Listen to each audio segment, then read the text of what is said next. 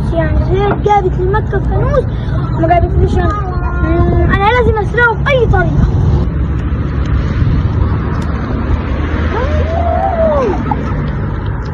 مكة هروح اجيب حاجات واجيلك بسرعة. ماشي.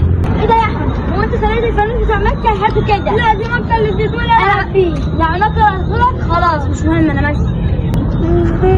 انا جيت اخويا مكة مالك في ايه بتاعتي ليه؟ الفانوس بتاع لوند نفسجي ولون عارفاه اللي انا جبتهولك مالك؟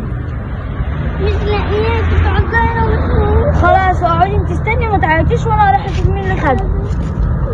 احمد هات الفانوس ده، انا عرفت على فكره ان مكه ما عطتلكش وانت سرقته منها وحرام على فكره عشان هي قاعده بتعيط هناك واللي عملته ده غلط. كنت ممكن تقول لماما او بابا او تقول لي انا حتى كنت ممكن اجيب لك واحد لكن ما تاخدش التعب وكمان بتكذب يا احمد. ما انا صراحه شفتكم بتلعبوا بيه وانت جبت لها واحد وما جبتليش.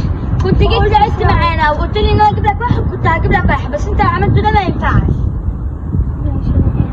ماشي خلاص ما تعملش كده انا رايحه دلوقتي ادورها عشان اطلعها. مكة ما تعيطيش انا جبت لك الفانوس لقيت. هو مين بقى اللي كان اخده احمد؟ لا مش احمد ده انا لقيته هناك كده بعيد. يعني مثلا كان واقع.